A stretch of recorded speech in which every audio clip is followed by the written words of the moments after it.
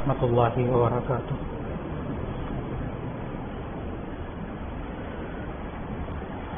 نحمده ونصلي على رسوله الكريم.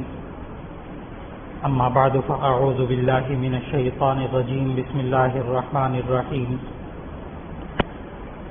يا ايها الناس ان كنتم في ريب من البعث فإنا خلقناكم من تراب ثم من نطفة ثم من علقة ثم من مضغة مخلقة وغير مخلقة لنبين لكم ونقر في الأرحام ما نشاء إلى أجل مسمى ثم نخرجكم طفلا. صدق الله العظيم.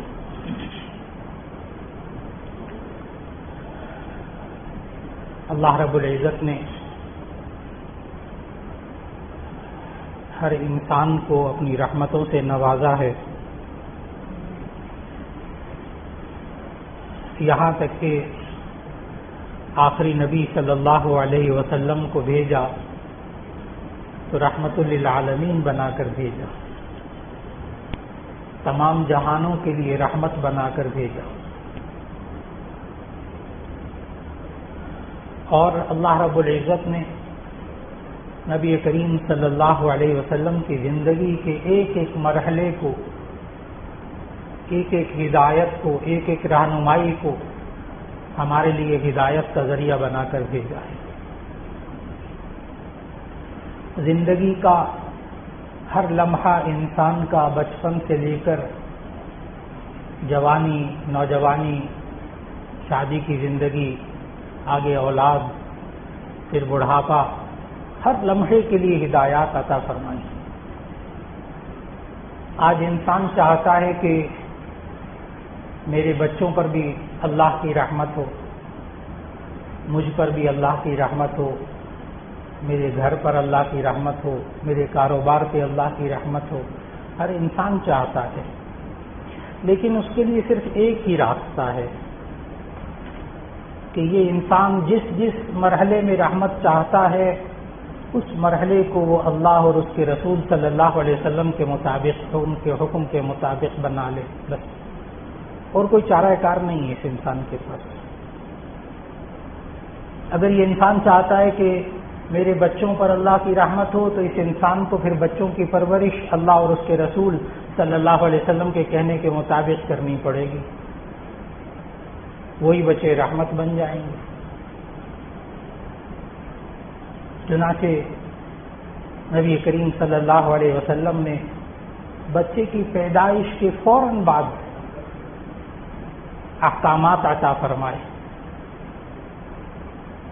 تاکہ ہم خود اپنے لیے بھی اور آئندہ نسلوں کے لیے بھی اور اپنی اولاد کے لیے بھی اور ہونے والی اولاد کے لیے بھی، اولاد کے اولاد کے لیے ہم رہنمائی کرنے والے بن جائیں. اگر ہمارا اپنا ذہن واضح ہو کہ اس مرحلے پر رحمت حاصل کرنے کا کیا طریقہ ہے.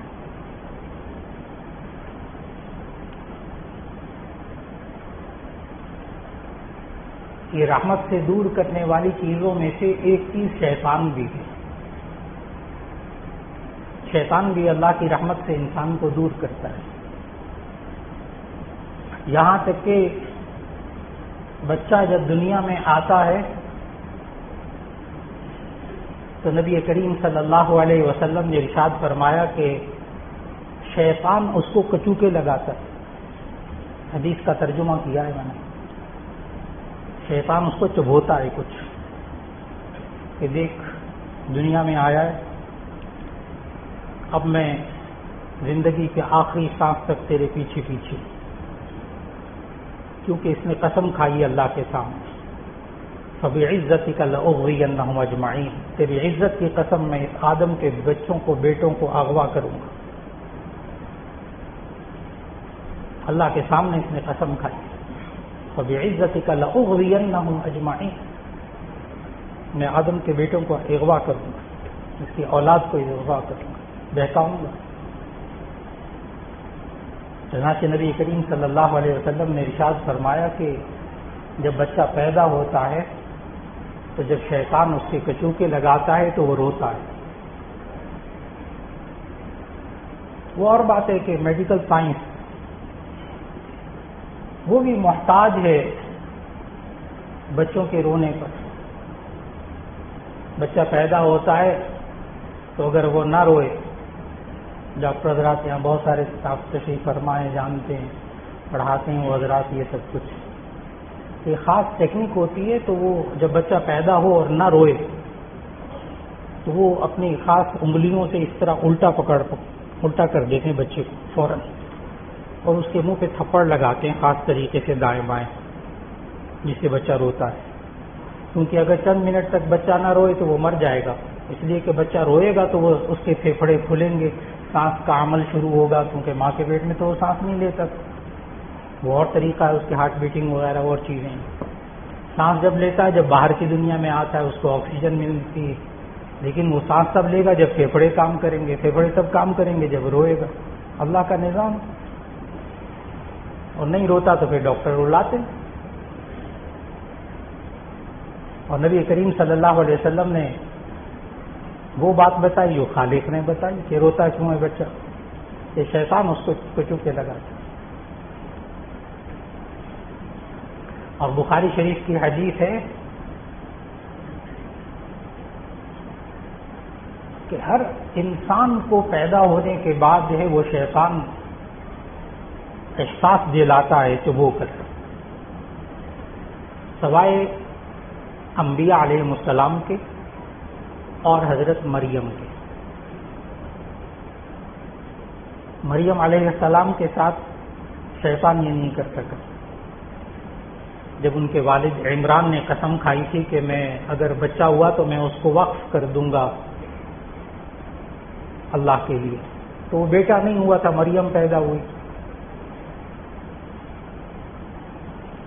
انبیاء علیہ السلام کے ساتھ بھی شیطان نہیں کچھ کر سکا، یہ بھی اللہ کا نظام۔ اب جب وہ شیطان اس کے ساتھ لگ گیا پیدا ہونے والے بچے کے ساتھ، تو نبی کریم صلی اللہ علیہ وسلم نے سمجھایا کہ اب آپ اس کے دائیں کان میں اذان دیجئے، بائیں کان میں اقامت کہیے۔ لہذا ہم اگر بچوں کو رحمت بنانا چاہتے ہیں، اس لیے کہ وما ارسلناک الا رحمۃ للعالمین، نبی صلی اللہ علیہ وسلم کو تو اللہ تعالیٰ نے تمام جہانوں کے لیے رحمت بنا کر بھیجا، یہ بچوں کی دنیا کے لیے بھی رحمت بنا کر بھیجا۔ یہ بچوں کا بھی ایک جہان ہے، ایک کائنات ہے بچوں کی بھی۔ تو پہلا حکم دیا کہ جب بچہ پیدا ہو تو اس کے دائیں کان میں اذان کہیں، بائیں کان میں اقامت کہیں، لیکن بچے کے دائیں کان، یہ بھی ٹیکنیک ذہن میں رکھیے گا۔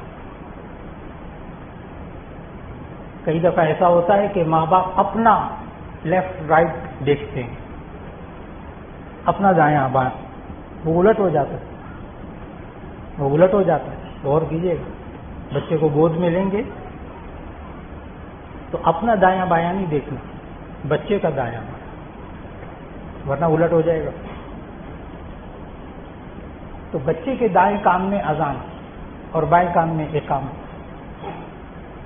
ایک وقت تھا، آج سے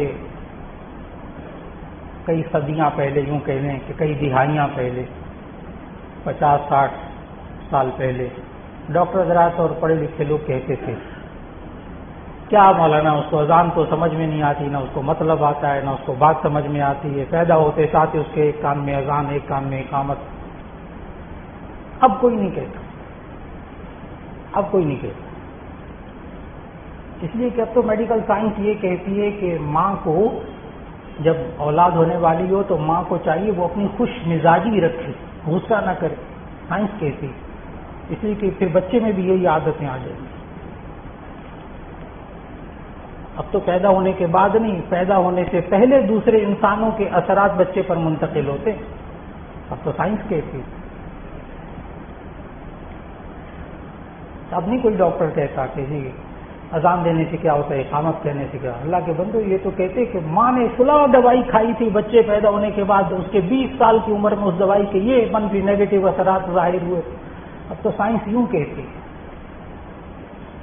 بچے سے آنے سے پہلے کے اعمال انسان کے بچے پر ظاہر ہوتے ہیں۔ اور جب شیطان بچے کے ساتھ لگا تو کہا گیا کہ اس کے دائیں کان میں اذان دے، بائیں کان میں اقامت کہیں۔ ٹھیک ہے، کسی بزرگ سے اذان دلوا لی جائے، گھر کے خاندان کے بزرگ سے، کسی اور بزرگ سے، بہت اچھی بات ہے، بہت اچھی بات ہے۔ کئی بار ایسا ہوا، کئی بار اسپتالوں میں جانا آنا رہتا، بچوں کے سلسلے میں اور بچوں کے سلسلے میں، عزیز و اقارب کے سلسلے میں کبھی جانا ہوتا ہے تو وہ خاص اس اسپتال میں وہ نظر آ جاتی شکل، تو وہ کہتے ہیں ذرا ہمارے بچے کے کان میں اذان دے دیں، ٹھیک دے دیں گے۔ لیکن کئی بار ایسا ہوا کہ میں نے کہا بچے کو میں گود میں لیتا ہوں، دم بھی کر دوں گا انشاءاللہ، دم بھی وہ جو کہ حضرت ابراہیم علیہ السلام اپنے بچوں اسحاق اور اسماعیل کو دم کیا کرتے۔ ہاں، ہر دم کا انکار نہیں ہے، غیر شرعی باتوں کا دم انکار ہے۔ حضرت حسن حضرت حسین رضی اللہ تعالی عنہما دونوں کو نبی صلی اللہ علیہ وسلم نے دم کیا، خاص الفاظ میں، خاص الفاظ میں، اور دم کرنے کے بعد اپنے نواسوں کو دم کرنے کے بعد جامع ترمذی کی روایت ہے، دم کرنے کے بعد فرمایا کہ میں نے وہ ان الفاظ سے دم کیا ہے جن الفاظ سے ابراہیم اپنے بیٹوں اسماعیل اور اسحاق کو دم کیا کرتے تھے۔ اعیذکما بکلمات اللہ التامات من کل عین لامۃ ومن شر ہامۃ۔ بس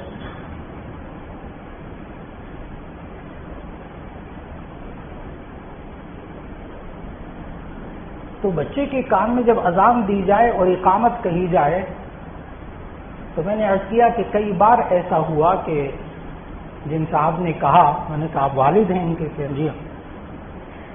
میں نے کہا بچے کو میں گود میں لیتا ہوں، دم کرتا ہوں انشاءاللہ، اذان آپ دیں۔ آتی ہے الحمدللہ، اکثر حضرات کو نہ بھی آئے تو ان کو بتا دیتے ہیں یہ کلمات کہتے ہیں۔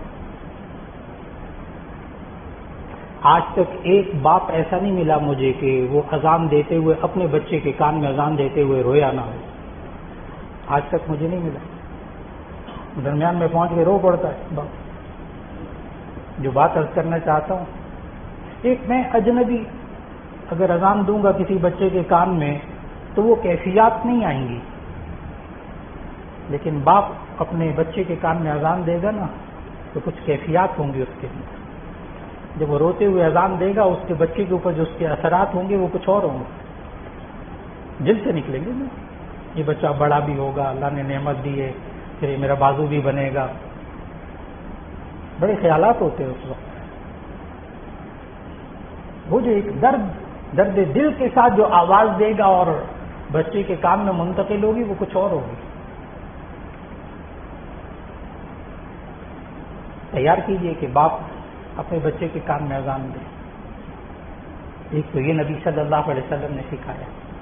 پھر نبی صلی اللہ علیہ وسلم نے یہ سکھایا کہ جب اولاد ہو تو ایسی صورت میں اس کا بہترین نام رکھیں، اچھا نام رکھیں۔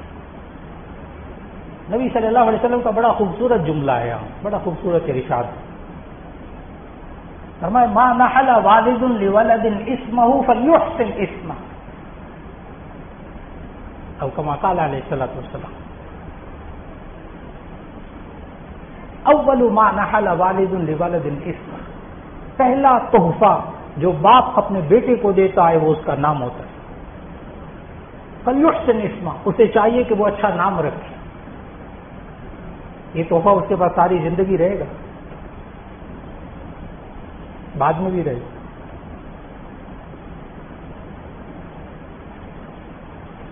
لہذا ہم اپنے بچوں کو اگر رحمت بنانا چاہتے ہیں تو اس کے لیے اچھا نام رکھنا ہوگا۔ یہ بھی نبی صلی اللہ علیہ وسلم نے سکھایا، اور اچھے نام کا پھر طریقہ بھی نبی صلی اللہ علیہ وسلم نے سکھایا کہ اچھا نام کیا ہوتا ہے۔ نمبر 1، سب سے پہلی بات، اس نام کے اندر شرک نہ ہو، شرک نہ ہو۔ نبی صلی اللہ علیہ وسلم کے بڑے بڑے صحابہ جب انہوں نے اسلام قبول کیا تو ظاہر ہے پہلے شرک کی زندگی تھی، بعد میں اسلام قبول کر لیا، رضی اللہ عنہ ورضوا عنہ، ماشاء اللہ۔ لیکن اسلام سے پہلے ان کے شرکیہ نام تھے تو نبی صلی اللہ علیہ وسلم نے وہ نام بدل دی۔ جیسے بہت بڑے صحابی حضرت ابو ہریرہ رضی اللہ تعالی عنہ، ان کا نام جو تھا اسلام لانے سے پہلے وہ تھا عبد شمس. عبد شمس, سورج کا بندہ نا, اللہ کا بندہ. سورج کا بندہ نہیں ہوتا, تو شرک ہے, کھلا شرک. نبی صلی اللہ علیہ وسلم نے وہ نام بدلا, عبد الرحمن نام رکھا, رحمان کا بندہ. عبد الرحمن ابن صخر, حضرت ابو ہریرہ رضی اللہ تعالیٰ عنہ کا پورا نام عبد الرحمن ابن صخر رضی اللہ تعالیٰ. ابو ہریرہ کنیت وہ الگ بات ہے. تو شرک نہ ہو نام میں. نمبر 2, اس کا مطلب اچھا. مطلب اچھا, صرف نیٹ پہ نہیں دیکھنا مطلب, کسی عالم سے بھی پوچھنا ہے, کسی ایسے فرد سے جو کہ جانتا ہو. نیٹ کے اوپر بہت سارے نام موجود ہیں, بس وہ کسی حور کا نام ہے, کسی جنت کے فرشتے کا نام ہے, کسی کا نام ہے, ایسی خام کا کوئی سند نہیں, کوئی حدیث نہیں, کوئی آیت نہیں, کچھ نہیں. ظاہر ہے نیٹ کے اوپر ساری چیزیں مستند نہیں ہوتی. تو لغت میں دیکھ لیا جائے کہ اس کا مطلب کیسا ہے. بعض صحابہ اور بعض صحابیات ایسے تھے جنہوں نے اسلام قبول کیا تو ان کے نام کا مطلب اچھا نہیں تھا. جیسے ایک صحابی, انہوں نے اسلام قبول کیا تو ان کا نام تھا مرہ, میم راہا, مرہ. مرہ کا معنی ہوتا ہے کڑوا, کڑوا. نبی صلی اللہ علیہ وسلم نے فرمایا مومن کڑوا نہیں ہوتا, نام بدل دیا. ایک خاتون اسلام انہوں نے قبول کیا, صحابیہ اسلام قبول کیا, ان کا نام تھا عاصیہ, عین الف صاد یہ ہے. ایک آسیہ ہوتا ہے, الف سین یہ ہے, وہ ٹھیک ہے نام, اس کا معنی آرزو رکھنے والی, آرزو کرنے والی, آس رکھنے والی. ٹھیک ہے, عین کے ساتھ, عین الف صاد یہ ہے عاصیہ, اس کا مطلب ہوتا ہے نافرمان عورت. عصیان گناہ کو کہتے ہیں, نافرمانی, نافرمان عورت. عرب بھی اس طرح کے نام رکھتے تھے, یہ فخر ہوتا تھا ان کے بھی, ہماری بیٹی بڑی بہادر ہے, نافرمان, نہیں مانتی کسی کی. ہمارے یہاں بھی ہے نا, نہیں ماننا کسی کی, یہ بڑی فخر کی بات ہوتی ہے ہمارے معاشرے میں. جنہیں اللہ نے ہدایت نہیں دی ہوتی, جنہیں اللہ نے ہدایت دی ہوتی وہ تو فرما بردار ہوتے ہیں, وہ کب اکڑتے ہیں کہ میں نہیں مانتا کسی کو. میں اس لیے بتا رہا ہوں کہ وہ عاصیہ عرب نہیں جانتے تھے مطلب اس کا, میں نے کہا نہیں جانتے تھے, جان بوجھ کے رکھا تھا. عاصیہ نافرمان عورت. نبی صلی اللہ علیہ وسلم نے ان کا نام بدل کر اس خاتون کا نام جمیلہ رکھا, جمیلہ, خوبصورت عورت.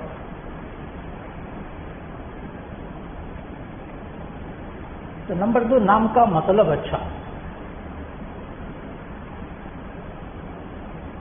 یہ 2 باتیں نبی صلی اللہ علیہ وسلم نے سمجھائی. تیسری بات نبی صلی اللہ علیہ وسلم نے یہ سمجھائی کہ وہ غیر مسلموں کا نام نہ ہو,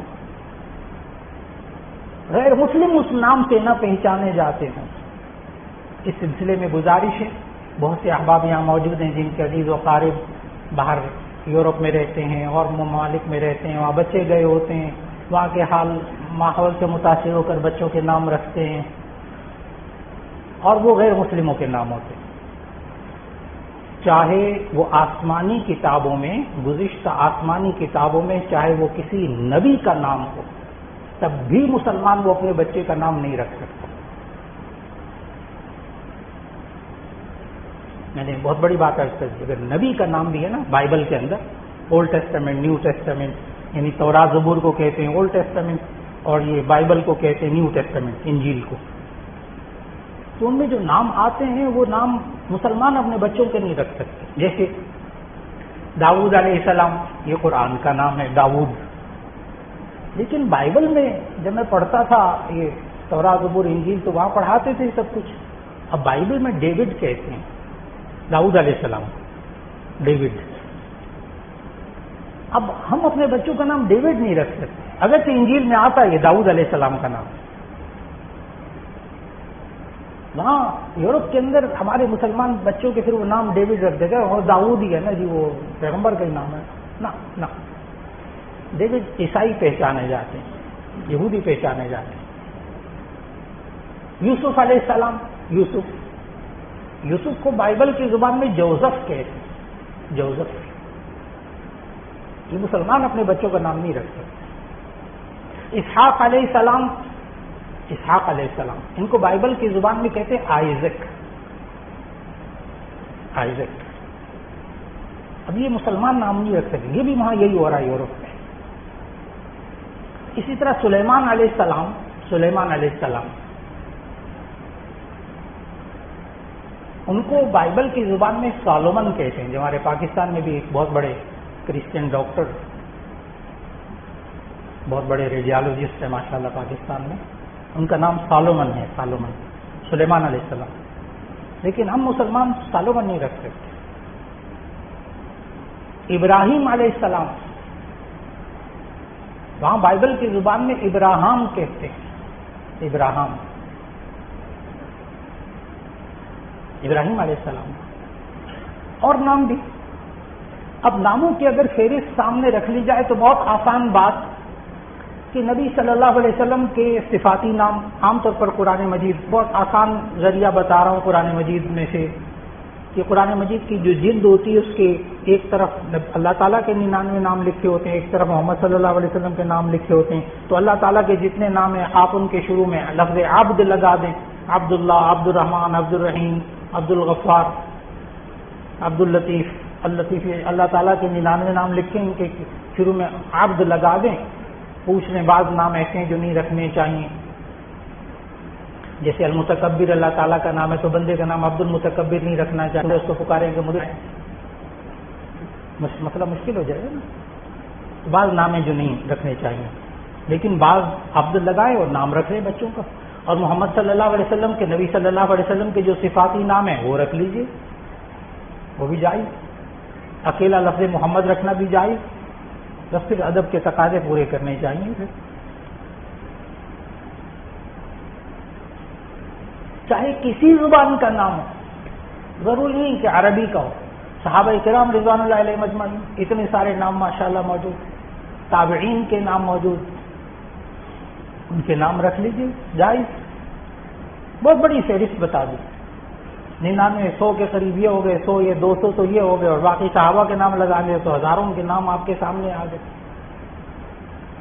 یہ نبی صلی اللہ علیہ وسلم نے اصول بتائے اچھا نام رکھنے کے، کہ آپ اپنے بچے کو پہلا گفٹ دینے لگے ہیں، پہلا تحفہ، تو ایک اچھا تحفہ دیجیے، اچھا نام، الٹے سیدھے نام نہیں.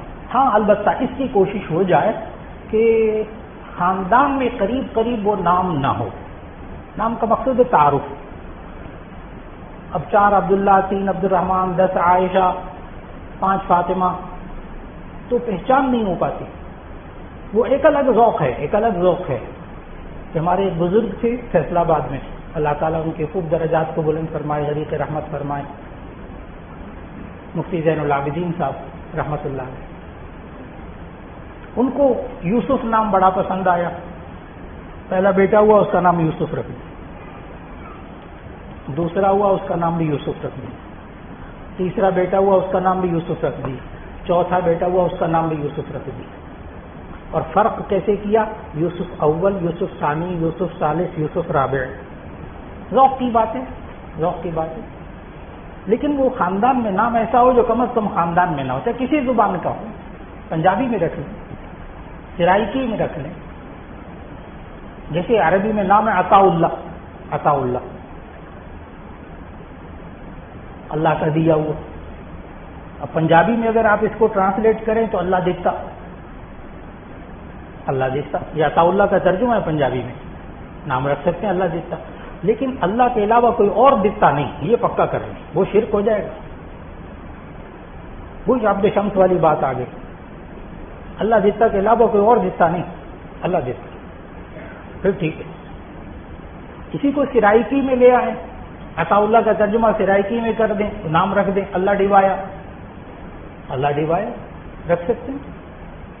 نام کی بھی پابندی، عربی کی پابندی نہیں، فارسی کی پابندی، فارسی میں بھی رکھ سکتے ہیں، اردو میں بھی رکھ سکتے ہیں، پنجابی میں بھی رکھ سکتے ہیں. نام مطلب شرک نہ ہو، نام کا مطلب اچھا ہو، اور غیر مسلموں کا نام نہ ہو، اور عورتوں کے ساتھ بھی مشابہت نہ ہو. عورتوں کے نام مردوں کے رکھ دیے جائیں، مردوں کے نام عورتوں کے رکھ دیے جائیں، اس سے بچنے کی کوشش ہو جائے.